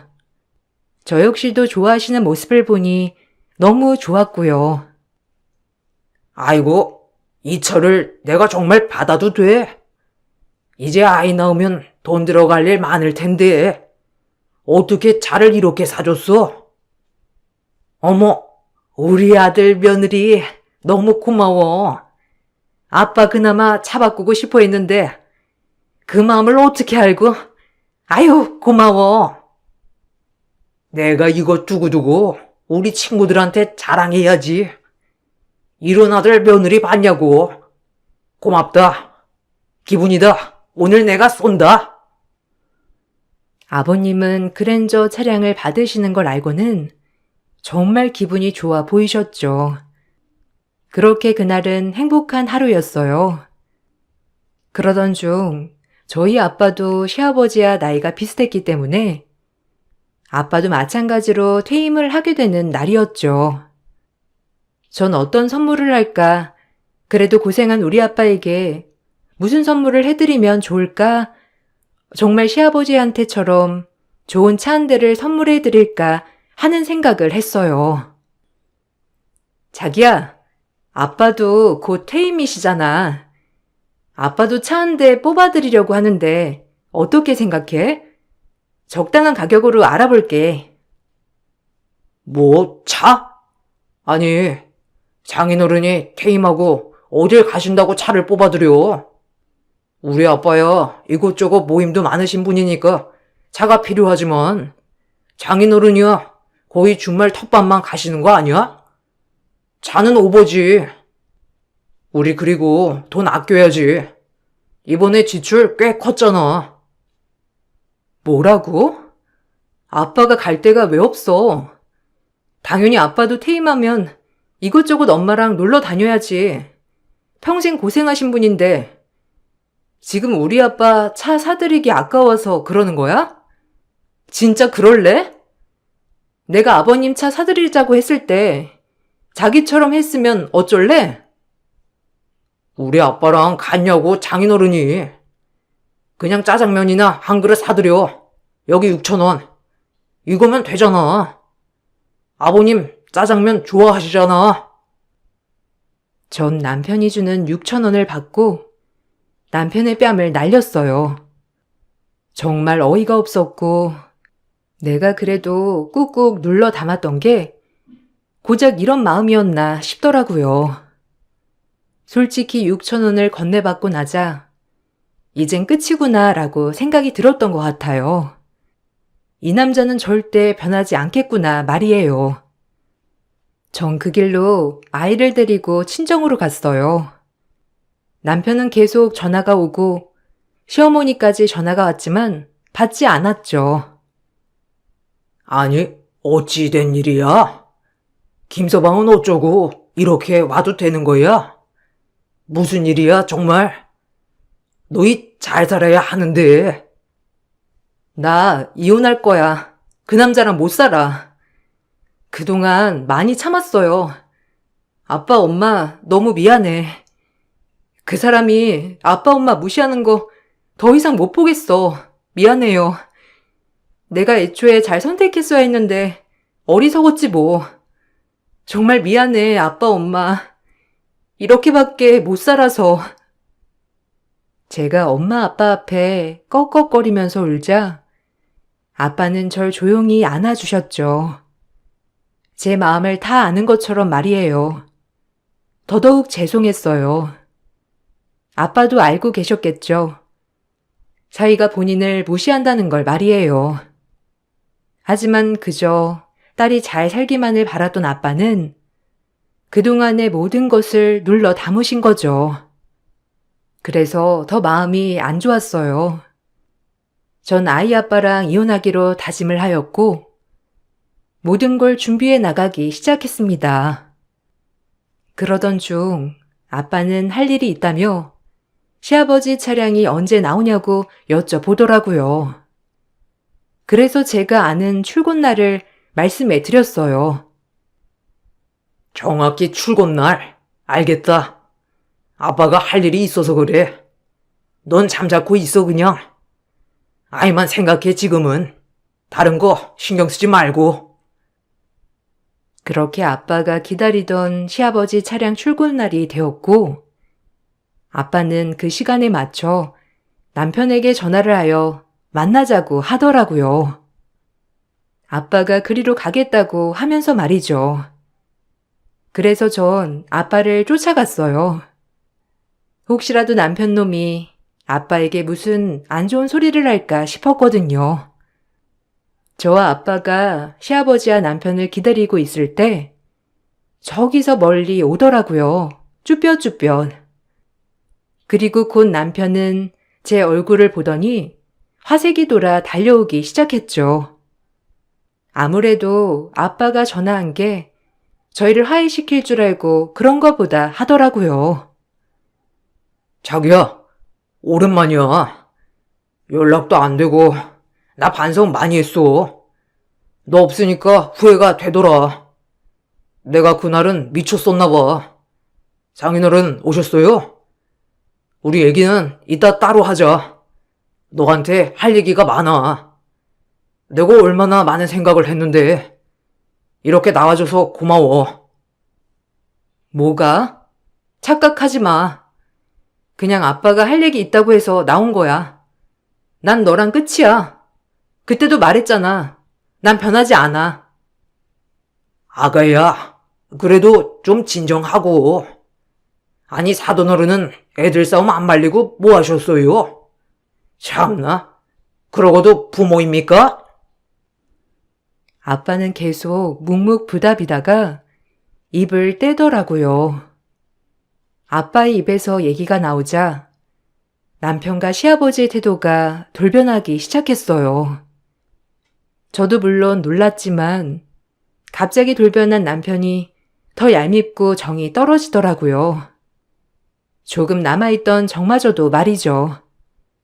역시나 속물인 인간이었어요. 그동안 내가 말을 안 했지. 사실 굉장히 힘들게 살았지. 애들 둘 키우랴, 일하랴, 먹여 살리랴. 그러다 조금씩 짬짬이 사모은 돈으로 주식을 샀어. 근데 그게 대박이 났지 뭐야. 자네가 다니고 있는 회사, 내가 대주주야. 그깟 경비라고 무시했지? 우리 딸 눈에서 눈물 나게 하고 이제 내가 어떻게 하는지 보게나. 그리고 이혼시킬 거야. 자네 같은 인성을 가진 인간 내가 많이 참았지. 아니 아버님, 대주주라고요? 아니 그냥 건물 관리인 아니셨어요? 아니 그럼 경비 일은 왜 하신 거예요? 아니 자기도 알고 있었어? 그게 중요해? 왜? 경비 말고 대주주라고 하니까 또 우리 아빠가 달리 보여? 아빠 보는 눈빛부터 변했구나. 당신은 애초에 이런 인간이었어. 괘씸한 것? 내가 널 참았던 건 내 딸이 널 사랑하기 때문이야. 네가 날 무시하는 걸 내가 몰랐을 것 같아? 버지 같은 놈. 아니 아버님, 제발 제 이야기 좀 들어보세요. 아니 그럼 진작 말씀해 주셨어야죠. 왜 말씀을 안 하셔서, 네? 내가 그걸 말하는 게 우리 딸과 결혼 생활이 달라지나? 난 그게 이해가 안 가. 넌 우리 딸과 살 자격이 없는 놈이야. 아빠는 그 말만을 남긴 채 저의 손을 붙잡고 그 자리를 뜨셨고, 남편은 저를 따라왔지만 아빠가 뿌리친 바람에 저를 더 이상 따라오지 못했어요. 아빠는 그렇게 대주주였더라고요. 하지만 언제나 검소했던 아빠는 그런 걸 뒤로 한 채 늘 묵묵히 일을 하셨고, 그저 우리가 잘 되기만을 바라면서 사신 거죠. 남편이 무시할 때마다 제 얼굴을 떠올리며 그냥 무시했다고 하더라고요. 아니, 아빠, 나한테는 얘기했어야지. 어떻게 그런 걸 숨겨? 그랬다면 진우 씨한테도 무시 안 당했을 거 아냐. 내가 대주주건 경비건 그게 중요하냐? 그놈 마인드가 중요한 거지. 난 오히려 대주주여서 잘한다면 일 없다 그놈한테. 나도야. 아빠가 경비여도 나한텐 소중하고 존경스러운 아빠야. 내 마음 알잖아. 미안해. 나 때문에 이런 감정 느끼게 해서. 아빠는 저를 꼭 안아주셨고, 전 이혼 소송을 준비했어요. 제가 이혼을 준비하자 남편은 아이를 물고 늘어지더라고요. 하지만 전 눈 하나 깜짝하지 않았죠. 남편은 우리 사이에 문제는 없다며 이혼을 하지 않으려 애썼지만 결국엔 합의 이혼으로 마무리를 지었어요. 양육권과 친권은 모조리 제가 다 가져오게 되었고 위자료도 어느 정도 받을 수 있었어요. 그럼에도 불구하고 남편은 재결합을 하기를 애썼죠. 진작 잘하지라는 생각도 들었지만 남편도 이번 기회에 많은 걸 배웠을 거라고 생각을 했어요. 미안해. 나 용서해주면 안 될까? 내가 진짜 뭐에 홀렸었나 봐. 장인어른한테 그러는 게 아닌데. 애초에 내가 진짜 미안해. 우리 재결합하자. 아이도 있잖아. 엄마도 너 많이 기다리셔, 어? 우리는 문제 없었잖아. 제발, 재결합해주라, 어? 우리 아빠랑 엄마가 너한테 우스웠으면 난 그걸로 이미 너한테 신뢰 바닥이야. 이제 아빠 대주주라고 하니까 왜 마음이 바뀌어? 그동안 했던 행동들이 다 후회가 되니? 넌 회사에서 부서 이동할 각오나 해. 네가 여태까지 무시했던 아빠가 주는 벌이니까. 무슨 말이야? 내가 어디로 간다고? 아니, 그걸 왜 개인적으로 연관지어, 어? 아니, 장인어른한테 말 좀 잘해줘, 제발. 네가 그동안 아빠 무시한 거 생각해. 권고사직 아닌 게 다행인 줄 알아. 아기를 봐서 그건 차마 못하겠다고 하더라. 몸 쓰면서 어디 정신 개조 좀 시켜봐. 내 인생의 수치, 너란 놈과 결혼해서 평생 아빠한테 대못 박아들인 거 생각하면 넌 이것도 모자라. 알겠어? 그리고 아빠는 남편을 회사에서 권고사직을 내리려고 했지만 내 아이의 아빠라는 이유로 그냥 부서 이동으로 끝내버리셨죠. 아마 물류 쪽 어디로 갔다고 했던 것 같아요. 시어머니는 이 사실을 알고 저에게 분노하며 욕문자를 날리셨지만 간단히 무시해버렸죠. 네가 그러고도 무사할 줄 알아? 너네 아빠 꼬드겨서 우리 아들 부서 이동을 시켜? 아휴, 내가 우리 아들 어떻게 키웠는데? 너 내가 가만 안 둘 거야. 이래서 끼리끼리 맞는 집을 애초에 며느리로 들였어야 했는데 이거 보면 너 바로 전화해. 알겠어? 가장 큰 무시만이 이 사람이 제일 화나는 일인 걸 전 알고 대꾸하지 않았어요. 그리고 지금은 아이와 함께 제 인생을 살아가고 있죠. 아빠는 은퇴를 하시고 제가 뽑아들인 자동차로 엄마와 여행을 다니시고 계세요. 내심 엄마는 아빠 은퇴 후 살림살이 걱정을 했지만 아빠가 대주주라는 얘기를 듣고 정말 오열을 하더라고요. 그 젊고 힘들었던 세월 모든 게 보상되었겠죠. 저 역시 정말 아빠를 원래도 존경했지만 더더욱 존경하게 되었어요. 아빠는 정말 허튼 사람이 아니구나 말이에요. 이혼한 딸 평생 건강 달 때까지 옆에서 지켜주겠다고 했던 우리 아빠. 오늘도 아빠를 생각하니 너무 기분이 뭉클합니다. 부모의 사랑이 이렇게 위대한 걸 알았으니까요. 저도 저희 아들에게 그런 사랑을 물려주려고 해요. 길고 긴 제 글을 읽어주셔서 감사합니다. 이만 마칠게요. 안녕하세요. 저는 47살에 남다른 의지로 인생을 살고 있는 남자입니다. 성공을 하기 위해서 앞만 보며 열심히 달려왔고 지금도 쉬지 않고 움직이고 있습니다. 그런데 얼마 전 그동안 몸이 힘들게 버텨오고 있었는지 과로로 쓰러지고 말았네요. 현재 병원에서 다시 달리기 위해 재정비를 하고 있는 중입니다. 처음에는 혼자 시작했던 일이 지금은 벌써 200명이 넘는 가족 같은 직원과 함께 회사를 이끌어 나가고 있네요. 제 손에 많은 분들의 생계가 달려 있으니 마냥 병원에서 쉬고 있을 수는 없어 현재도 안절부절 못하고 있지만 의사는 쉴 때 쉬어주지 않으면 더 큰 일이 다가올지 모른다는 한마디에 병원에 입원해 있는 자체가 곤욕이지만 앞으로 더 많은 일들을 하기 위해 눈물을 머금고 누워만 있네요. 그래도 병원에 있으면서 어느 정도 머릿속이 정리가 되어가고 있는 중입니다. 병원에 입원하기 얼마 전에까지만 해도 상당히 충격적인 일을 겪게 되었거든요. 그래서 여러 가지가 한꺼번에 겹치게 되면서 쓰러진 것도 있는 것 같습니다. 정상적인 삶을 살기 위해서는 하루빨리 과거의 일들을 털어버려야 하지만 사람 대 사람으로 겪은 일은 쉽게 잊혀지지가 않네요. 아마 평생 기억에 남겠지만 어느 정도 시간이 지나면 점점 희미해지긴 하겠죠. 그날이 하루빨리 왔으면 좋겠습니다. 늦은 저녁 병실에 혼자 남아 멍하니 천장을 바라보며 눈앞에 떠오르는 장면들과 그때의 상황들이 생생하게 비치고 있다 보니 약간의 진정제까지 투여를 받고 있는 중입니다.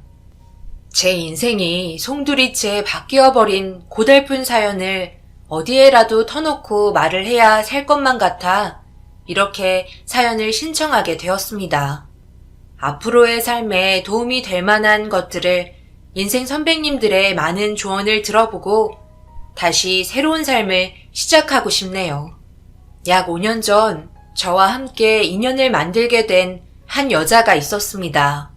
진심으로 사랑했었고 서로 결혼까지 약속을 하면서 앞날의 미래를 상상만으로도 행복하게 만들어주는 그녀가 제 삶의 전부였어요. 그런데 모든 인생이 제가 계획하는 대로 이루어지지 않더라고요. 그냥 사람 하나 자체를 좋아한 것뿐인데 도대체 뭐가 문제인지 도저히 이해할 수가 없었습니다. 살면서 부모님께 큰소리 낸 적 없었지만 제 마음 하나 몰라주는 것 같아 너무 서운했었네요.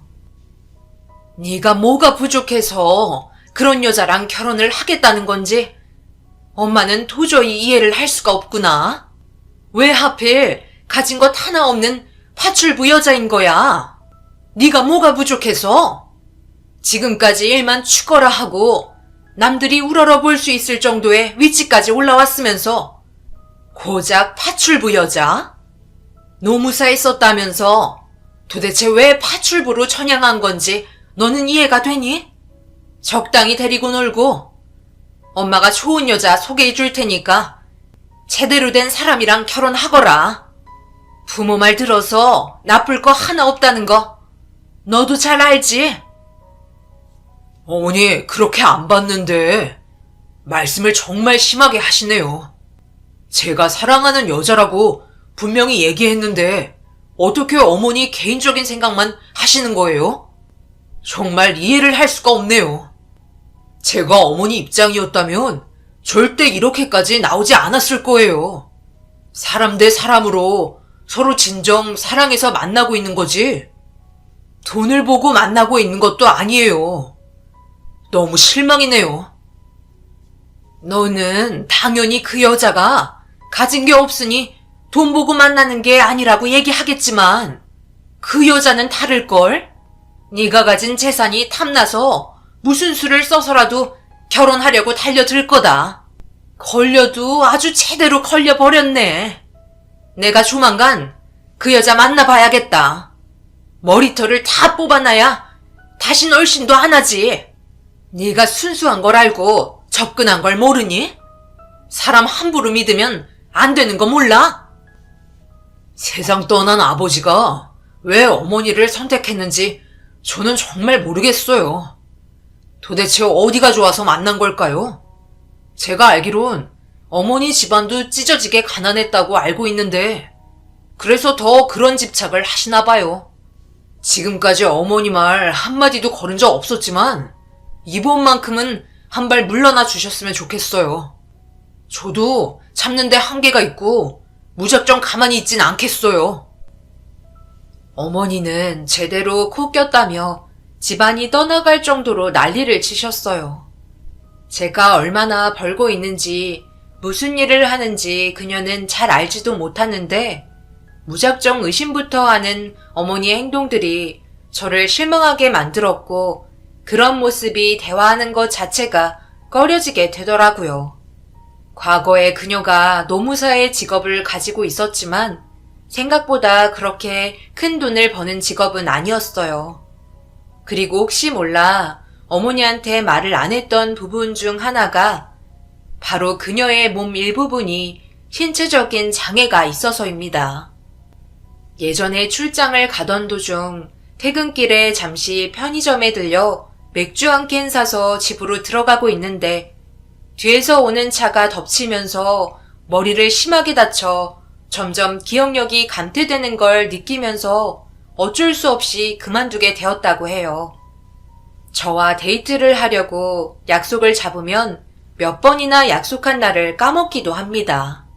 하지만 제 얼굴을 볼 때면 걱정스러운 표정이 아닌 정말 행복해 보이는 모습으로 저를 반겨주는 모습에 이 여자를 절대 놓치고 싶지 않아 함께하고 싶다는 결론을 내렸었는데 제 결정을 무참히 밟아버린 어머니가 너무 서운했었습니다. 결혼 생활하면서 당연히 돈이 많으면 없는 것보다는 좋겠죠. 그런데 둘 다 찢어지게 가난한 것도 아니고 저는 남들과 다른 길을 걸어오면서 많은 재산을 가지고 있는데 더 이상의 재산이 많아봤자 의미가 없다고 생각했었지만 어머니는 그게 아니었습니다. 당연히 저보다 더 많은 걸 가지고 계신 분들 또한 계시겠죠.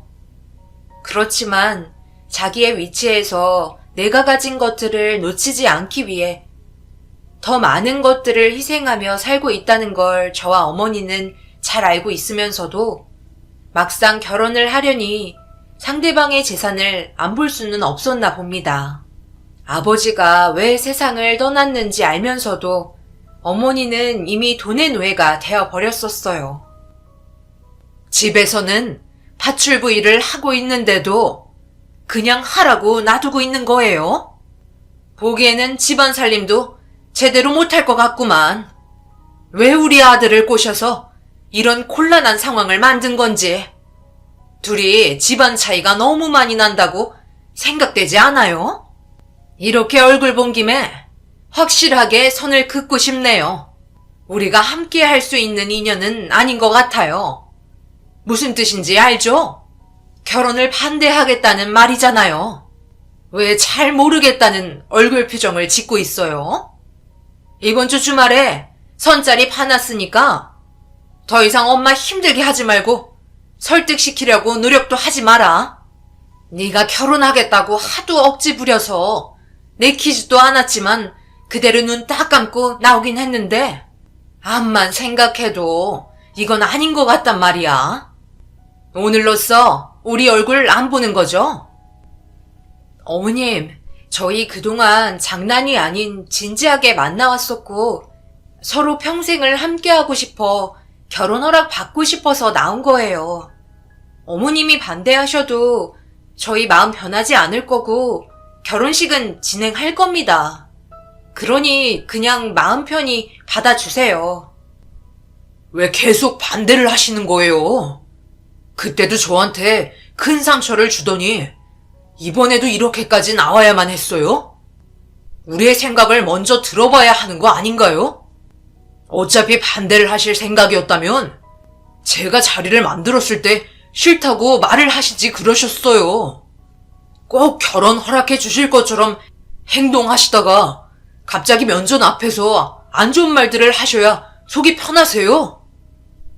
내 눈에 흙이 들어와도 이 결혼 무조건 반대할 거다. 지금 너랑 결혼하겠다고 줄 서 있는 여자들이 한 트럭이나 되는데 상태가 안 좋아 보이는 이런 여자와 결혼하겠다니. 정말 내 아들이지만 너무 창피스럽고 고개를 들고 다닐 수도 없겠다.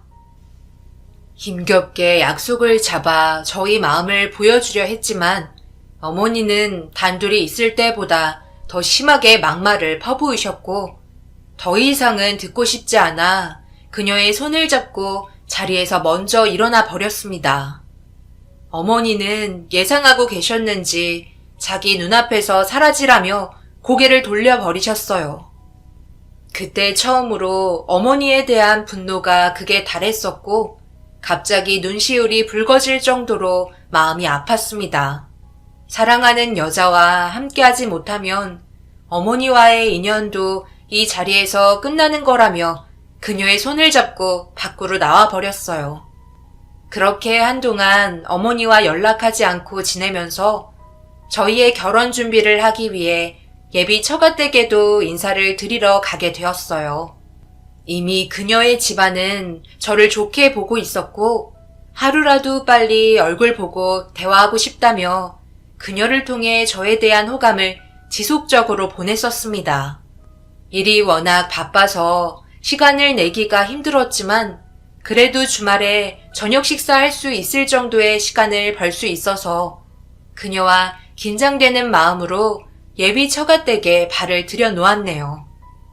현관문이 열리자마자 저희 집안과 다르게 밝은 얼굴로 저를 맞아주셨고 벌써 많은 음식을 준비하셨는지 코끝을 자극하는 좋은 냄새를 시작으로 웃고 떠들며 따뜻한 온기를 느낄 수 있는 예비 장모님과 장인의 말 한마디 한마디에 정말 감사했었습니다. 그런 모습들이 저를 더 창피하게 만들었어요. 그녀는 결혼하겠다고 인사 와서는 온갖 안 좋은 말들은 전부 다 들었는데 저는 그녀의 부모님께 좋은 말만 듣고 있으니 점점 고개는 숙여지게 되었고 너무 미안했네요. 이런 제 마음을 알고 있었는지 손을 잡아주며 웃어 보였고 그녀의 웃는 모습에 저 또한 용기를 내서 그녀와 결혼하겠다는 굳은 의지를 보여주었습니다. 그렇게 시간이 지날수록 분위기는 점점 더 무르익어갔고 기분 좋을 정도의 술 한 잔을 걸친 상태라 웃음은 끊이지 않았습니다. 그런데 갑자기 장인이 그녀의 어렸을 적 사진을 보여주겠다며 가족 앨범을 가지고 나오셨어요. 그러자 그녀는 부끄러운지 절대 안 된다며 난리를 쳤지만 이미 앨범은 펼쳐진 상태였고 어렸을 적 사진을 보며 행복했던 과거의 추억들을 장인은 저에게 풀어놓고 있었어요.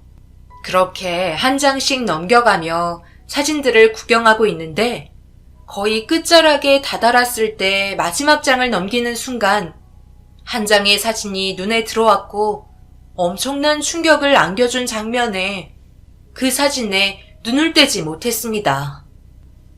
자네 갑자기 안색이 별로 좋지 않은데 술을 많이 마셔서 속이 안 좋은 겐가? 식은땀까지 나고 무슨 문제라도 생긴 겐가? 혹시 이 사진에 대해서 설명 좀 들을 수 있을까요?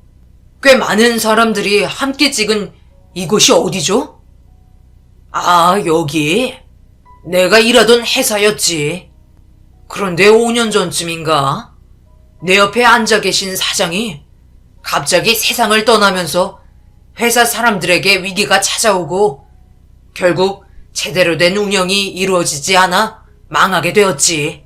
그때 사장님 참 좋은 분이셨는데 정말 안타까웠던 게 가족여행 중에 급하게 걸려온 전화 한 통 때문에 회사로 복귀하던 도중 사고가 났다던데 전복 사고로 세상을 떠났다는 말을 들었었지. 그때 나는 사장님 장례식에 참석을 할 수가 없었어. 내 딸도 사고로 위급해진 상태였거든. 응급실에 실려왔다는 소식을 듣곤 어떻게 된 건지 경찰에게 물어보니 뺑소니였다고 하더라고. 범인은 끝내 잡지 못한 상태라 그때만 생각하면 내 마음이 너무 안 좋네. 하루라도 그 사람이 빨리 잡히길 간절히 바라지만 주변에 CCTV까지 고장이 나 있던 상태여서 아직까지 수사하는데 어려운 부분들이 많은 것 같네. 언젠가 그 범인이 꼭 잡히겠지. 한 장의 사진은 저에게 너무나 큰 충격으로 다가왔고 도저히 믿을 수가 없었습니다. 그 안에는 장인과 저희 아버지께서 함께 찍은 모습이 담겨 있었고 말도 안 되는 상황들에 말문이 막혔었네요. 장인은 저를 이상한 눈빛으로 바라보며 계속해서 괜찮냐고 물어봤지만 너무 큰 충격을 받았는지 갑자기 속이 뒤틀리면서 결국 화장실에서 구토를 하고 말았습니다.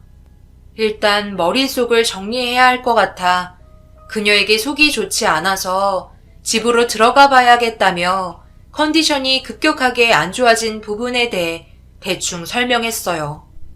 그렇게 택시를 타고 집으로 돌아오면서 아무리 상황 정리를 해보려 했지만 제가 예상한 모든 것들이 전부 들어맞았고 이런 부분에 대해 급하게 집에 들어와 어머니와 대화를 이어나갔어요. 어머니는 숨을 헐떡이며 들어온 저를 보더니 무슨 일이 있냐고 물어보는 엄마에게 아버지의 사고에 대해 다시 물었습니다. 어머니, 제가 갑자기 찾아와서 많이 놀라셨겠지만 뭐 좀 알고 싶어서 이렇게 늦은 시간 찾아왔네요.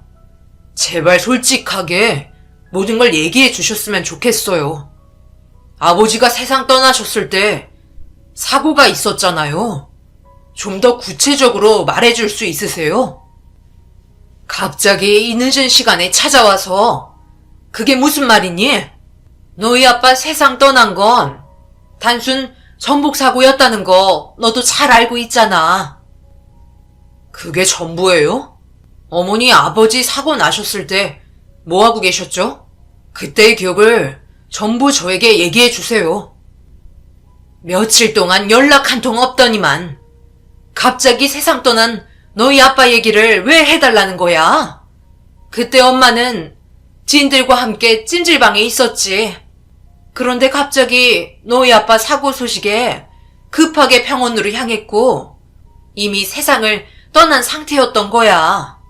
며칠간 출장 간다고 했었는데 갑작스런 소식에 그때 얼마나 힘들었는지 너도 잘 알지? 엄마가 아는 건 서울로 올라오던 도중 사고가 났었다는데 너도 이 정도는 알고 있잖아. 그런데 갑자기 그건 왜 물어보는 거야? 경찰에서 전부 조사했잖아. 차 안에 블랙박스도 없어서 만취 상태로 인한 전복 사고로 사건 마무리 지었던 거 기억하잖아. 그때 얘기는 그만하자. 어머니가 한 얘기는 제가 알고 있던 사고 내용과 똑같았어요. 그런데 장인이 뱉은 한마디는 너무나 충격이었고 어디서 무얼 들었길래 가족여행을 하던 도중에 급하게 회사로 올라오다가 사고가 났었다고 얘기하는지 이해할 수 없었습니다. 제가 모르고 있는 또 다른 무언가가 있는 것 같아 느낌이 별로 좋지 않았고 그녀에게 전화가 왔지만 그날따라 받고 싶지 않았어요. 장인과 아버지가 서로 알고 지낸 사이였다는 것도 충격이었으니까요. 제가 아버지의 아들이라는 걸 모르고 있었지만 분명 결혼을 하면 밝혀지게 될 게 뻔했고 아무리 운명의 장난이라고 해도 이런 식으로 인연이 닿는다는 자체가 의심스러웠네요. 어머니한테는 나중에 다시 연락하겠다고 얘기한 뒤 집으로 돌아왔어요.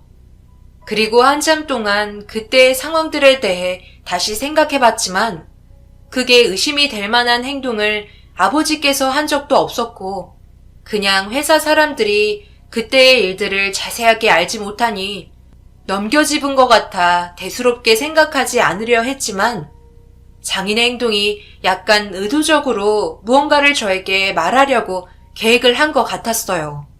갑자기 가족 앨범을 꺼내는 것도 이상했는데 그녀가 자라온 모습들이 담겨있는 앨범의 마지막 장을 장인과 아버지가 함께 찍은 사진을 넣어놨다는 게 너무 이상했었습니다. 그래서 궁금한 건 도저히 참을 수가 없어 그녀에게 다시 전화를 걸었어요. 그리고 장인과 잠시 대화를 하고 싶다고 얘기한 뒤 따로 약속 장소를 잡아 기다리게 되었습니다. 얼마 뒤 약속 장소로 장인이 걸어왔고 굳은 표정으로 자리에 앉았습니다. 저에게 모든 걸 솔직하게 얘기해 주셨으면 좋겠는데요. 갑자기 가족 앨범을 보자고 할 때부터 이상했는데 마지막에 그 사진 일부러 넣어두신 거죠? 도대체 저에게 무슨 말을 하고 싶으셔서 그런 건가요? 어디까지 알고 있는지 전부 설명해 주세요. 저에게 원하는 게 뭔가요? 할 말이 있으니까 그런 식으로 사인을 보낸 게 아닌가요? 역시 머리가 좋으니까 눈치 하나 빠르구만. 내가 자네에게 할 말이 아주 많지. 그리고 화가 머리끝까지 올라온 상태이기도 하지. 자네 애비랑 아주 많이 닮았구만. 그런데 성격은 완전히 다르네. 내가 하나만 물어봄세. 우리 딸 얼마나 사랑하고 있나? 자네가 가진 전부를 줄 만큼 사랑하나? 간쓸게 다 빼줄 만큼? 대답해보게. 당연히 세영이를 진지하게 사랑하고 있었으니 결혼하고 싶은 마음에 인사드리러 간 거 아니겠어요? 그래, 자네가 그렇게 사랑하고 있는 사람이 지금 몸 상태가 어떤가? 시간이 지나면 지날수록 안 좋아지고 있다는 거 자네도 잘 알고 있겠지? 그런데 내 딸이 이렇게 된 이유가 자네 애비라면 믿을 수 있겠나? 내가 왜 경찰에 바로 신고를 하지 않고 돌려서 이런 사인을 보낸 줄 알아? 너희 아비는 벌써 세상을 떠나고 말았잖아.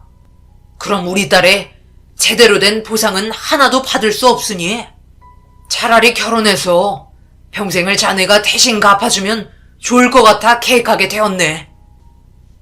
잠시만요. 그게 무슨 말씀인 거죠? 그러니까 세영이 사고 당한 게 저희 아버지와 연관이 되어 있다는 말인가요? 자네 애비가 우리 딸 뺑소니 시켜놓고 도주하다가 전복사고로 세상을 떠난 걸 나는 진작부터 알고 있었네. 왠 줄 알아?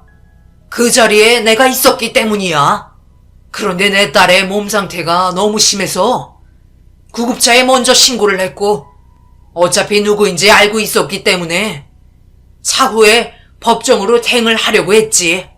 그런데 내 딸이 수술이 끝나고 병실에 옮겨지자마자 자네 애비가 전복사고로 세상을 떠났다는 말을 듣게 되었고 그때 모든 게 무너진 줄 알았네. 내 딸은 사경을 헤매게 만들어 놓고 속 편하게 세상을 떠났으니 내 속이 어떻겠나? 그래서 계획을 하게 된 거고 모든 보상을 자네에게 받길 원했던 거네. 내 딸을 사랑하는 만큼 이 결혼 무조건 성사시키고 평생 동안 너희 아비가 잘못한 죄값을 자네가 대신 갚아줘야 할 걸세. 믿을 수 없는 말들에 입이 다물어지지 않았고 도저히 받아들일 수가 없었어요. 모든 게 장인의 계획적 접근이었고 더 큰 충격은 그녀 또한 이 모든 사실을 알고 있었다는 말이었죠. 그런데 저는 아무것도 할 수가 없었어요. 아버지께서 그동안 바람까지 피우고 있었다는 말에 다시 한번 놀라면서 제가 몰랐던 아버지의 또 다른 모습에 도저히 머릿속이 정리가 되지 않았습니다. 아버지가 다른 여자랑 바람을 피우던 도중 회사에 볼 일이 생겨 서울로 올라오다가 장인과 딸이 편의점에서 나왔는데 음주 상태였던 아버지가 그대로 직진을 하면서 그녀와 부딪히게 된 거였고 아버지는 그걸 알면서도 두려운 나머지 뺑소니를 저질러 한참 동안 질주하다가 결국 운전대를 컨트롤하지 못해 추락사고를 당하게 된 거였네요. 사고가 나는 장면을 옆에서 두 눈으로 보게 된 장인이 그때 당시 얼마나 괴로웠을지 생각하니 더 이상 아무 말도 할 수가 없었습니다. 장인은 자기 딸을 평생 장애로 만든 아버지를 대신해 금전적인 보상을 해줘야 할 거라며 자리에서 일어났고 결혼을 진행하지 않을 시 모든 사실을 폭로하고 저희 집안을 무너뜨릴 거라며 분노한 모습을 하시곤 돌아가셨습니다. 이 사실을 어머니가 알게 된다면 분명 쓰러지게 될 테고 그 충격으로 인해 정신적인 문제가 생길 수도 있을 것 같은 두려움에 아무것도 할 수 없었습니다. 그녀 또한 이 모든 걸 알고 있었으면서 그동안 숨기고 있었다는 사실에 온몸이 부들부들 떨렸어요. 그날 술을 너무 많이 마시는 바람에 한 번도 회사 출근을 거르지 않았던 제가 처음으로 몸이 좋지 않아 출근을 할 수 없었고 집에서 알아눕고 말았었네요. 그리고 그 사이 그녀에게는 엄청나게 많은 전화가 계속해서 올려왔고 당분간 대화를 하고 싶지 않아 전화기의 전원을 꺼버리자 집까지 찾아와서는 민원이 들어올 정도로 심하게 문을 두드리고 있었어요. 회사에 전화해봤더니 출근 안 했다는 걸 확인했다며 문을 열라고 난리를 치길래 어쩔 수 없이 현관문을 열어줬습니다. 그 순간 갑자기 저를 보더니 얼굴에 손을 올렸고 너무 놀라 뭐 하는 짓이냐고 소리를 지르자 자기 전화 무시했다고 난리를 치며 제가 알던 사람의 모습을 보여주지 않았어요.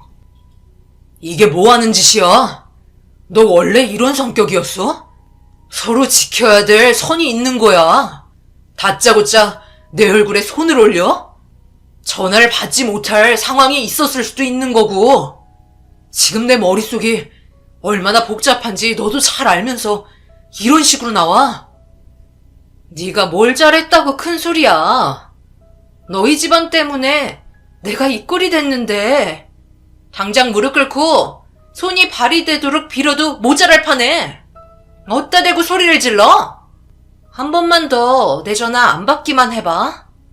너희 그 잘난 엄마한테 이 모든 사실을 폭로해 버릴 테니까. 내가 그동안 얼마나 참기 힘들었는지 알아? 앞으로 평생을 나에게 모든 걸 바치면서 살아야 할 거야. 그래야 너희 아버지가 했던 행동에 대해서 죄를 씻을 거 아냐? 말 나온 김에 지갑에서 카드 가져갈 테니까 오늘부터 찍소리 하지 말고 결혼 준비나 서두르도록 해. 자식이 부모 휘어잡지 못하면 되겠어? 너 나한테 푹 빠졌잖아. 내가 뭔 짓을 해도 전부 용서되잖아. 결혼하고 보자고 해. 너희 어머니도 가만두지 않을 테니까. 내가 지금 너희 집안에 대한 분노가 하늘을 찌른다고. 네가 원하는 보상 해줄 테니까 우리 인연 여기서 끝내자. 우리 아버지가 했던 행동에 대해서는 내가 사과할게.